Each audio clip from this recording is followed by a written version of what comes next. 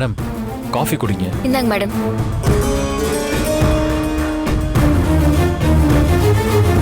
டிவில ஏதாவது முக்கியமான ப்ரோக்ராமா? எல்லாரும் ரொம்ப ஆர்வமா டிவி முன்னாடி உட்கார்ந்திருக்கீங்க. ஆமா மேடம், துர்கா பேர்ல ஒரு சீரியல் வருது, அதான் எல்லாரையும் கூப்பிட்டு பார்க்க சொல்லிட்டு இருக்கா. சின்னையா, என் பேர்ல சீரியல் வந்திருக்கிறதால நான் பார்க்க சொல்லல. நான் பார்க்க சொன்னதுக்கு காரணம் இந்த சீரியல்ல வர கதை சும்மா செம்மையா இருக்கு. அதான் பெரியயா கூட இன்னைக்கு சீரியல் பார்க்க வந்திருக்காரு. அப்படியா? அப்படி அந்த சீரியல்ல என்ன கதை வருது? நல்ல வேலை கேட்டீங்க. நம்ம கோவில்ல சிலை காணாம போச்சுல, அதே மாதிரியே சீரியல்லயும் கதை போகுது. நீங்க வந்திருக்க நேரம் திருடங்க இன்னைக்குதான் கோவில்ல சிலை திருட வந்திருக்காங்க. அவங்களையாச்சும் போலீஸ் பிடிக்கிறாங்களான்னு இந்த கதையில பாப்போம்.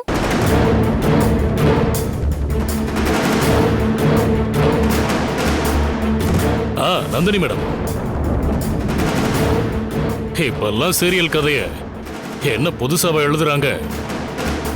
பழைய படத்தை பார்த்து அப்படியே காப்பி அடிக்கிறாங்க. சீரியல்ல வர கதைய நிஜம்னு நினைக்கிறது தப்பு. சீரியலை உண்மைன்னு நினைச்சா குழப்பம்தான் மிஞ்சும். துர்கா, நீ எப்பவுமே கோவில் சிலைய பத்தியே நினைச்சிட்டு இருக்கல்ல, அதான் அந்த சீரியல் கூட நீ ரொம்ப கனெக்ட் ஆயிட்ட போல இருக்கு. அதுவும் இல்லாம கும்பாபிஷேகத்துக்குள்ள சிலை வரணும்னு நினைக்கிறதால எதை பார்த்தாலும் உனக்கு சிலை சம்பந்தமாவே தெரியுது.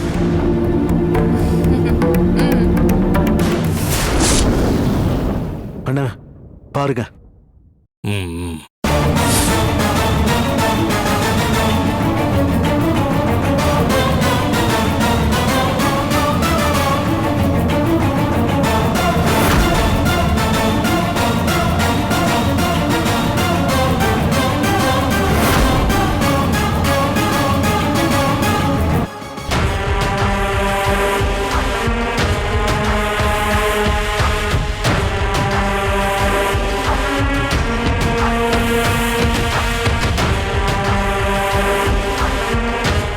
சாமி, நடைய சாத்திட்டீங்க, வீட்டுக்கு கிளம்பிட்டீங்க போல.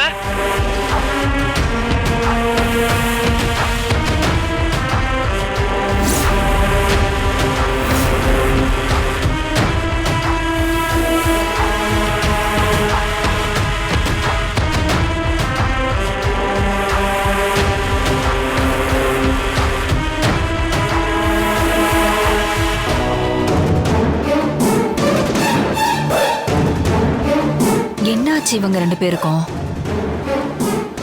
ஏன் இப்படி பேயறிஞ்ச மாதிரி இருக்காங்க?